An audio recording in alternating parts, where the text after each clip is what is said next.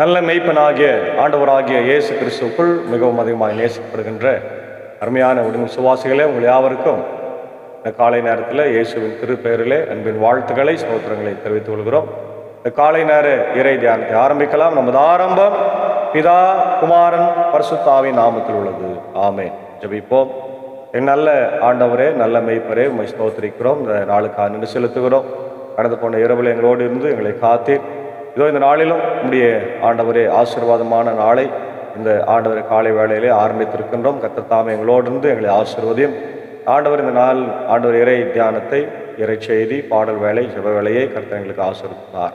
அடியேனும் அன்பர் சாரும் சகசாரி எடுத்து பயன்படுத்தும். இதை கேட்டு பயன்பெறுகிற எல்லா மக்களுக்கும் நம்முடைய இறை ஆசிரியர்களை தந்து வழி நடத்தும். இறை மைந்தன் இயேசுவின் மூலம் ஜெபிக்கிற நல்ல பிதாவே, ஆமென். காலை வேளையில் பாதை தெரியாத ஆட்டை போல என்ற பாடலை சாரோடு இணைந்து நாம் பாடுவோம்.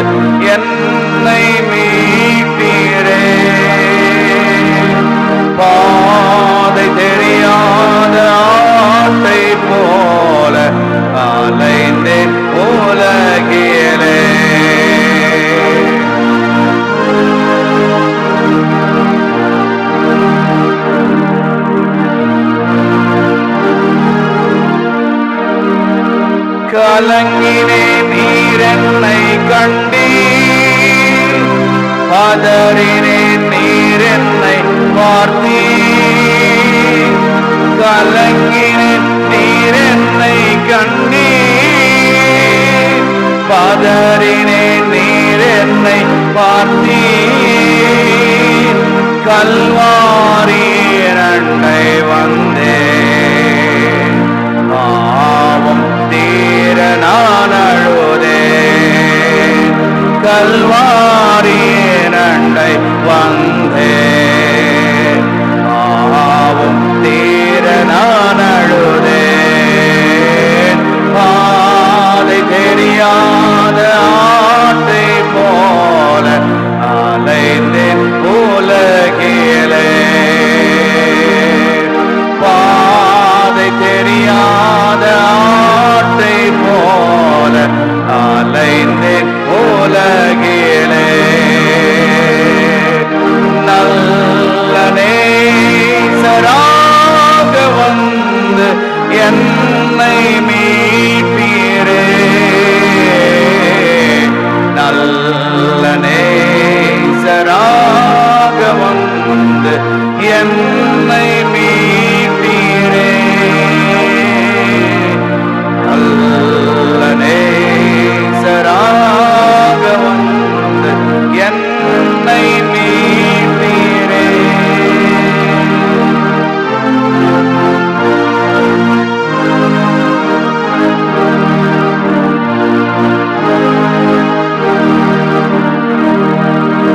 என் காயம் பார்த்திடு என்றீர், உன் காயம் மாறிடும் என்றீர். என் காயம் பார்த்திடு என்றீர், உன் காயம் மாறிடும் என்றீர். நம்பிக்கையோடு நீ வந்தாய், துணையாக இருப்பேனே என்றீர்.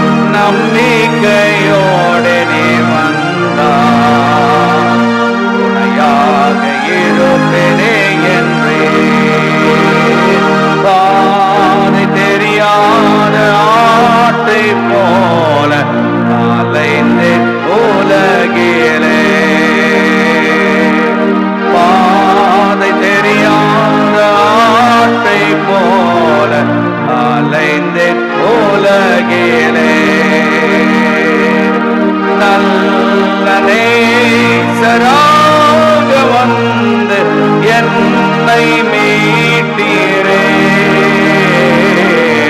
நல்ல நேசராக வந்து என்னை மீட்டீரே.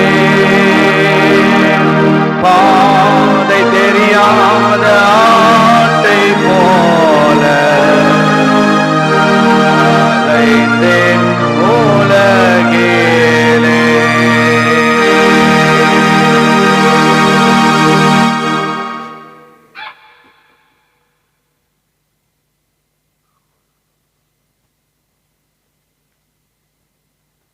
மரணத்தை வெற்றி சிறந்து உயிர் தெளிந்து நம்மோடு கூட வாழ்ந்து கொண்டிருக்கிற நம்முடைய ஆண்டவராகிய இயேசு கிறிஸ்துவுக்குள் மிகவும் அதிகமாக நேசிக்கப்படுகின்ற அருமையான உடன் விசுவாசிகளே, இந்த காலை வேளையிலே உங்கள் யாவரையும் இறை மைந்தன் இயேசுவின் திருப்பெயரிலே அன்போடு வாழ்த்தி வரவேற்கிறோம். இந்த நாளிலும் நாம் வாசித்து தியானிக்கும்படியாய் தெரிந்து கொண்ட கடவுளுடைய வார்த்தை அது அப்போஸ்தலர் 2ஆம் அதிகாரம் 42 முதல் 47 வரை உள்ள வசனங்கள். அப்போஸ்தலர் 2:42 முதல் 47. ஆதி திருச்சபையின் அடையாளங்கள். ஆதி திருச்சபையின் அடையாளங்கள். பெந்தேகோஸ்தே நாளில் பரிசுத்த ஆவி ஊற்றப்பட்ட பிறகு அப்போஸ்தலர் 2ஆம் அதிகாரத்தில் நடந்தது நமக்கு தெரியும். ஆவியானவர் இறங்கி வந்து அநேகருடைய வாழ்க்கையில மாற்றத்தை ஏற்படுத்தினார். பேதுருவின் பிரசங்கத்தால் 3000 பேர் ரட்சிக்கப்பட்டார்கள். அப்போஸ்தலர் 2:42 நம்ம பார்க்கிறோம். அப்போஸ்தலருடைய அவர்கள் உபதேசத்திலும் அந்யோன்யத்திலும் அப்பம் பிற்குதலிலும் ஜபத்திலும் உறுதியாய் தரித்திருந்தார்கள். அதாவது அவர்கள் திருத்தூதர் கற்பித்தவற்றிலும் நட்புறவிலும் அப்பம் பிடுவதிலும் இறைவேண்டலிலும் உறுதியாய் நிலைத்திருந்தார்கள். மக்கள் அனைவரிடமும் அச்சம் நிலவியது. பெந்தேகோஸ்தே நாளில் நடைபெற்ற சம்பவத்தை பார்த்த பிறகு அவர்களுக்குள் வாழ்க்கையில பெரிய ஒரு பயம் வந்தது, அச்சம் வந்தது. ஏனென்றால் ஆண்டவருடைய செயல்பாடு எவ்வளவா இருக்கிறதா என்பதை அவங்க பார்த்து புரிந்து கொண்டு பயந்தார்கள்.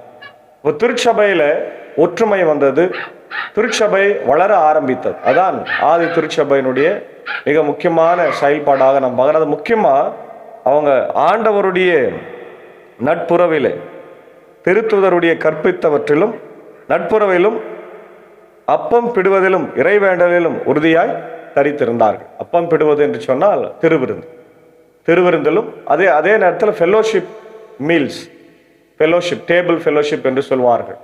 ஐக்கிய பந்தி, ஒருவருக்கொருவர் வீடுகளிலே ஜபகோட்டை நம்ம வீட்டில் எப்படி நம்ம சபைகளில் ஜபகோட்டை நடைபெற்று அந்த ஐக்கிய பந்தி நம்ம சாப்பிட்றோமோ, சாப்பாடு கொடுக்குறோமோ ஜபகோட்டத்தில், அதுபோல் அவர்கள் ஒவ்வொரு வீடுகளிலும் அவங்க சாப்பிட்டாங்க, ஒவ்வொரு வீடுகளிலும் ஜபித்தார்கள். அப்போ சபை நாளுக்கு நாள் வளர ஆரம்பித்தது. இதுதான் இன்றைக்கு முக்கியமான ஒரு செய்தியாக நம்ம பார்க்குறோம். இதனுடைய கண்டினியூவேஷன் தான் இன்றைக்கு திருச்சபையில் அந்த ஹவுஸ் விசிட்டு ஜபக்கூட்டங்கள் எல்லாம் நடைபெறுவதை நம்ம பார்க்குறோம். அப்போ ஆதி திருச்சபை அடையாளங்கள் முக்கியமானது ஃபெல்லோஷிப். இன்னைக்கு ஃபெல்லோஷிப் யாருக்குமே இல்லை. அது முக்கியமாக சபைகளில் ஜபக்கூட்டங்கள் நடைபெறுகிற போது பக்கத்து வீட்டுக்காரும் கூப்பிட்றதில்ல, பக்கத்து வீட்டுக்காரும் வர்றதில்லை, கேட்டால் சண்டை. இப்போ என்ன ஃபெல்லோஷிப் நமக்குள்ளே இருக்குது? ஏன்னா கிறிஸ்தவங்களாக இருக்கிற நம்ம, அப்போ கிறிஸ்தவன் சொல்கிறதுக்கு நமக்கு ரைட்ஸ் இருக்குதா? இல்லவே இல்லை, இல்லையா? அதுதான் இன்றைக்கு ஆண்டவர் மாற்றிக்கொள்ள வேண்டும். ஆண்டவருடைய பிள்ளைகளாய் நாம் மாற்றிக்கொண்டு ஆண்டவருக்கு உகந்த வாழ்க்கை வாழ வேண்டும் என்று ஆண்டவர் நமக்கு கற்பிக்கின்றார். அடுத்தது பார்த்தீங்கன்னா 2 தீமோத்தேயு 3:16 வேத வாக்கியங்கள் எல்லாம் தேவ ஆவியினால் அருளப்பட்டிருக்கிறது. இன்றைய பயன்பாட்டில் வேத வாசிப்பு, பிரசங்கம், கேட்டல் இவைகளை நம்ம முக்கியமாக நம்ம அறிந்திருக்க வேண்டும். அதே நேரத்தில் அந்யோன்யம், ஐக்கியம், ஃபெல்லோஷிப், கிரேக்க வார்த்தையில் கொய்னோனியா, பங்கு, பகிர்வு, ஒற்றுமை என்று பார்க்குறோம். 1 யோவான் 1:7 அவர் ஒளியில் இருக்கிறது போல நாமும் ஒளியில் நடந்தால் ஒருவரோடு ஒருவர் ஐக்கியப்பட்டிருப்போம். ஐக்கியப்படணும், ஆண்டவரோடு ஐக்கியப்படணும், இருளோடு இல்லை, பாவத்தோடு அல்ல, இல்லையா?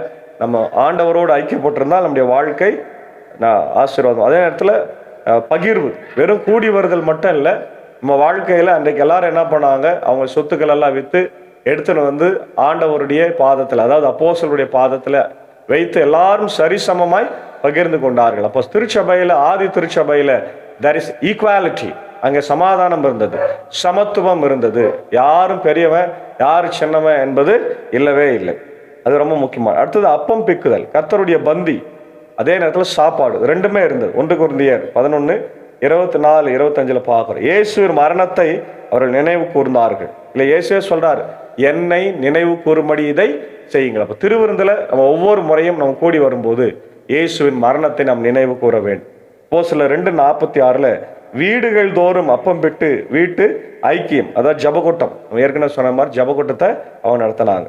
அதே நேரத்தில் ஜபம் நமக்கு தெரியும், சபையினுடைய வளர்ச்சிக்கு, நம்முடைய வாழ்க்கை, தனிப்பட்ட முறை வளர்ச்சி, பக்தி முயற்சி எல்லாத்துக்குமே என்ன வேணும்? ஜபம் வேணும். ஜபம் இல்லைன்னா நம்ம வாழ்க்கையில் ஒன்றுமே இல்லை. அப்போ தேவனோடு உறவு கொண்டார்கள். 1 தெசலோனிக்கேயர் 5:17 பார்க்குறோம். இடைவிடாமல் ஜபித்தார்கள். தனி ஜபம் ப்ளஸ் கூட்டு ஜபம் ரெண்டுமே அவங்க வாழ்க்கையில் இருக்குது. இன்னைக்கு நம்ம கூட திருச்சபையில் எல்லாம் ஒன்றாக சேர்ந்து ஜபிக்கிற ஆராதனையில் அது வேறு.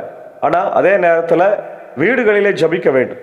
ஒவ்வொரு இரவு நேரத்தில் நம்ம ஜபிக்கணும். மார்ட்டின் லூத்தர் தன்னுடைய சீர்திருத்தல் பணியை முடித்து விட்டு வந்து எத்தனை மணி ஆனாலும் தன் பிள்ளைகளோடு அவங்க ஜபிப்பார்.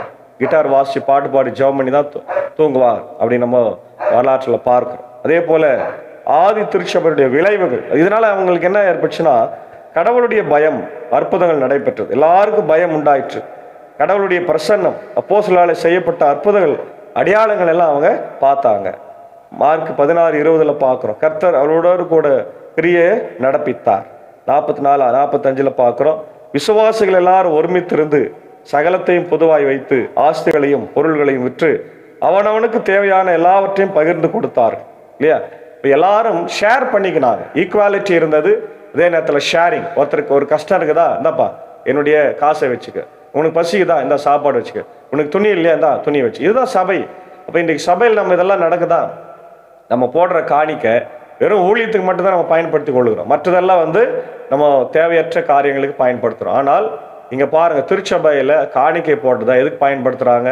ஏழைகள் உணவு, சாப்பாடு, தண்ணீர், அவங்களுக்கு கொடுக்க வேண்டிய உடை, இதெல்லாத்தையும் கொடுக்குறாங்க. அப்போது நம்முடைய திருச்சபைகளில் இன்றைய காலகட்டத்தில் அதை நம்ம நிறைய சபைகளில் செய்கிறதை நான் கேள்விப்பட்டிருக்கிறேன், அறிந்திருக்கிறேன், அதை பாராட்டுகிறேன். தொடர்ந்து செய்யாத சபைகள் நிச்சயமாக செய்தால் அப்பொழுதுதான் திருச்சபையில் பெரிய மாற்றத்தையும் எழுப்புதலையும் நம்ம கொண்டாட வேண்டும். ஏன்னா திருச்சபை இருப்பது சமூகத்துக்குள்ளாக, சமூக திருச்சபையில் இல்லை. திருச்சபை சமூகத்துக்குள்ளாக இருக்கிறதுனால சமூகத்திற்காக நம்ம பணிகளை செய்கிற போது நிச்சயமாக அந்த சமூகம் இயேசுவை ஏற்றுக்கொள்ளும், இயேசுவை அங்கீகரித்து கொள்ளும். சபைக்குள்ள வரும்போது சமூகம் இயேசுவின் சமூகமாய் மாறும். ஆமென், அல்லேலூயா. அதான் நம்ம பார்க்கிறோம். 1 யோவான் 3:17 இவ்வுலகத்தின் ஆஸ்தி உடையவன் தன் சகோதரனுக்கு குறைச்சல் உண்டு என்று கண்டு தன்னுடைய அன்பு எப்படி அவன் நிலைத்தில் இருக்கு? கட்டாயம் இல்லை, அன்பின் வெளிப்பாடு. அப்போஸ்தலர் 5:4 அதான் நம்ம பார்க்குறோம். அது தொடர்ந்து கடைசியாக அவங்க என்ன பண்ணுறாங்க? தினசரி ஆராதனை சந்தோஷம். வசனம் 46 அனுதினமும் தேவாலயத்தில் ஒரு மனம் போட்டு அவர்கள் கூடியிருந்தார்கள். வீடுதோறும் அப்பம் விட்டு மகிழ்ச்சியோடும் கபடமில்லாத இருதயத்தோடு போஜனம் பண்ணினார்கள். சபை பிளஸ் வீடு ரெண்டிலும் கடவுளை ஆராதித்தார்கள், கடவுளை துதித்தார்கள். வசனம் 47 தான் பார்க்குறோம். கடவுளை துதித்து ஜனங்கள் எல்லாரிடத்திலும் தயவு பெற்றிருந்தார்கள். மத்தேயு 5:16 பார்க்குறோம். மனுஷர் உங்கள் நற்கிரியைகளை கண்டு பரலோகத்தில் இருக்கிற உங்கள் பிதாவை மகிமைப்படுத்தும்படி நீங்க என்ன பண்ணணும்? நடந்து கொள்ள வேண்டும். அப்போ தினமும் வளர்ச்சி இருந்தது. ரட்சிக்கப்படுகிறவர்கள் கர்த்தர் அனுதினமும் சபையிலே சேர்த்து கொண்டு வந்தார். வளர்ச்சியின் ரகசியம் கர்த்தர் சேர்த்தார். நாம் உண்மையா இருந்தால் கடவுள் வளர்ச்சி தருவார். 1 கொரிந்தியர் 3:6. அப்போ இன்றைய சபைக்கு நம்ம என்ன சொல்லணும்னா, உபதேசம், அப்போஸ்தலர் உபதேசம் வேணும். அதுதான் அஸ்திவாரம். ஐக்கியத்தை நம்ம ஊக்குவிக்க வேண்டும். எபிரேயர் 10:25 ஜெபிக்கும் சபையா இருக்க வேண்டும். அப்போஸ்தலர் 4:31 கொடுக்கும் மனப்பான்மை உள்ள சபையா இருக்கணும். கலாத்தியர் 6:10 சாட்சி உள்ள வாழ்க்கையா இருக்கணும். இல்லையா? இதுதான் இந்த நாளுக்குரிய மிக முக்கியமாக பார்க்க. அதே போல அப்போஸ்தலருடைய உபதேசம் என்று சொல்லுகிற போது மத்தேயு 28:20 சொல்ற, நான் உங்களுக்கு கட்டளையிட யாவையும் அவர்கள் கை கொள்ளும்படிக்கு அவர்களுக்கு உபதேசம் பண்ணுங்கள். 2 தீமோத்தேயு 3:16-17 வேத வாக்கியங்கள் எல்லாம் கடவுளுடைய ஆவியினால் அருளப்பட்டிருக்கிறதுனால இந்த வசனத்தை நீங்க ஆராய்ந்து பார்க்கணும். அப்போஸ்தலர் 20:27 கடவுளுடைய ஆலோசனையில் ஒன்றையும் நான் மறைத்து வைக்காமல் உங்களுக்கு அறிவிக்கிறேன் என்று சொல்லுகிறார். ஐக்கியத்தை பற்றி பேசும்போது 1 யோவான் 1:3-7 எங்களோட உங்களுக்கும் ஐக்கியம் உண்டாயிருக்கும்படி ஒருவோடு ஒருவர் ஐக்கியப்பட்டிருப்போம். எபிரேயர் 10:25 சபை கூடி வருதலை விட்டுவிடாமல் புத்தி சொல்ல கடவோம். ரோமர் 12:10 சகோதரரே சிநேகத்தில் ஒருவருக்கு ஒருவர் நீங்கள் பட்சமாயிருங்கள். அப்பம் பிக்குதல் லூக்கா 22:19 இது உங்களுக்காக கொடுக்கப்படுகிற என்னுடைய சரீரமாக இருக்கிறது, என்னை நினைவு கூறும்படி இதை செய்யுங்கள். 1 கொரிந்தியர் 11:23-26 கர்த்தருடைய மரணத்தை அவர் வருமளவும் தெரிவிக்கிறீர்கள். இல்லையா? 1 கொரிந்தியர் 16, 17 நாம் ஆசீர்வதிக்கிற ஆசீர்வாதத்தின் பாத்திரம் கிறிஸ்துனுடைய ரத்தத்தின் ஐக்கியமா இருக்கிறது அல்லவா இல்லையா? அப்போஸ்தலர் 1:14 இவர்கள் எல்லாரும் ஒருமனப்பட்டு ஜெபத்துல தரித்திருக்கிறார்கள். 1 தெசலோனிக்கர் 5:17 இடைவிடாமல் ஜெபம் பண்ணுங்கள் கர்த்தர் சொல்லுகிறார். கொலோசியர் 4:2 ஜெபத்துல உறுதியாய் தரித்திருங்கள். இப்போ அப்போஸ்தலர் 5:11-12 அப்போஸ்தலர்களால அற்புதங்கள் அடையாளம் நடைபெற்றது. சபையார் யாவருக்கும் பயம் உண்டாகி எல்லாரும் ஆண்டவருடைய பிள்ளைகளாய் மாறினார்கள். மார்க் 16:20 கர்த்தர் உங்களோடு கூட இருந்து அற்புதங்களை செய்கிறார். எபிரேயர் 2:4 பார்க்கிறோம். கடவுள் சாட்சி கொடுத்து அடையாளங்களினால அற்புதங்களால் உங்களை வழி நடத்துகிறார். இப்போ அப்போஸ்தலர் 4ஆம் அதிகாரத்துல பார்க்கிறோம். விசுவாசிகளாகிய திரளான கூட்டத்தார் ஒரே இருதயம் ஒரே மனமுள்ளவர்களா இருந்தார்கள். தங்களுக்குள்ளே ஒருவனுக்கு ஒரு குறைவு இல்லை என்று நம்ம பார்க்கிறோம். 2 கொரிந்தியர் 8:14-15 பார்க்கிறோம். உங்கள் சம்பூர்ணத்தினாலே அவர்கள் குறைவை நிறைவாக்கும்படிக்கு சமத்துவம் அவர்களுக்கு உண்டாயிருக்கும்படி அவங்க நடந்து கொண்டார்கள். 1 யோவான் 3:17 இவ்வுலகத்தின் ஆஸ்தி உடையவன் தன் சகோதரனுக்கு கொடுக்க வேண்டும். யாக்கோபு 2:15-16 ஒரு சகோதரனாவது சகோதரியாவது வஸ்திரம் இல்லாமல் இருந்தால் அவனுக்கு கொடு, உணவு இல்லாமல் இருந்தால் கொடு என்று பார்க்கிறோம். லூக்கா 2:24-53 எப்பொழுதும் அவர்கள் தேவாலயத்தில் கடவுளை புகழ்ந்து கொண்டு இருந்தார்கள். அப்போஸ்தலர் 5:42 தேவாலயத்திலையும் வீடுகளிலும் இடைவிடாமல் ஜபித்தார்கள். ரோமர் 12:13 பரிசுத்தவான்களுடைய குறைவில் அவர்களுக்கு உதவி செய்தார்கள் என்று நம்ம பார்க்கிறோம். சங்கீதம் 34:1 கர்த்தரினால் எக்காலத்திலும் ஸ்தோத்திரிப்ப துதிய போது வாயில் இருக்கும்படி நம்ம துதித்து கொண்டே இருக்க வேண்டும். அப்போஸ்தலர் 5:13-14 பார்க்கிறோம். ஜனங்களோ அவர்களை மேன்மை பாராட்டினார்கள். விசுவாசிகளாகிய திரளான புருஷர்களும் ஸ்திரீகளும் கர்த்தரிடத்துல அதிகமாய் சேர்க்கப்பட்டார்கள். 1 கொரிந்தியர் 3:6-7 நான் நட்டேன், அப்போலோ நீர் பாய்ச்சினான், தேவன் விளையச் செய்தான். கொலோசியர் 4:5 பார்க்கிறோம். புறம்பாயிருக்கிறவர்களுக்கு முன்பாய் ஞானமாய் நீங்கள் நடந்து கொள்ளுங்கள். அன்பான தேவ பிள்ளைகள், இவ்வளோ வசனம் ஏன் நான் சொன்னேன்னா, இன்றைக்கு திருச்சபையில இந்த ஒற்றுமையே இல்லை இல்லையா? நட்புறவு இல்லை, இறைவேண்டல் இல்லை, கடவுளுடைய பயம் இல்லை, அற்புதங்கள் நடைபெறவில்லை, ஐக்கியம் இல்லை, ஜபக்கூட்டங்கள் இல்லை, ஹவுஸ் விசிட் இல்லை. இதெல்லாம் இல்லாதனால திருச்சபை வளரவில்லை இல்லையா? அவங்க திருச்சபையில தினந்தோறும் ஒன்றாய் கூடினார்கள். நம்ம இன்னைக்கு ஒரு நாள் ஐயர் பிரசங்கம் பண்ண வாட்ச் பார்க்குறோம். ஐயா இன்னைக்கு எவ்வளோ நேரம் நடத்தின்கிறாரு, டைம் ஆயிடுச்சே அப்படி. நேரத்தை ஆண்டவரிடத்துல செலவிடவில்லை. சபை கூடி வருவதை நாம் விட்டு விடுகிறோம். ஆராதனைக்கே வருவதில்லை. திருவிருந்துக்கு மட்டும் வந்துட்டா போதும், கிறிஸ்துமஸுக்கு வந்தா போதும், ஈஸ்டருக்கு வந்தா போதும் என்று நினைத்து கொண்டிருக்கிறோம். அன்பான தேவ பிள்ளைகளே, கடைசி காலத்துல இருக்கிறோம். எச்சரிக்கையா இருங்க. பிசாசானவன் எவனை விளங்கலாமோ என்று கர்ஜிக்கிற சிங்கத்தை போல அலைந்து கொண்டிருக்கிறான். நம்முடைய பிள்ளைகளை அவன் வஞ்சித்து கொண்டிருக்கிறான். நம்ம கையில இருக்கிற செல்போன் வழியா பிள்ளைகளை வஞ்சிக்கிறான். யோசித்து பாருங்க. சபை கூடி வருதலை விட்டுவிடக்கூடாது. இப்ப எல்லாம் விடுமுறை நாட்கள், விபிஎஸ் நடக்கணும். நிறைய சபைகளை நடத்த முடிவதில்லை, நடத்தணும். ஆயர்கள் அதற்கான முயற்சி எடுக்கணும்.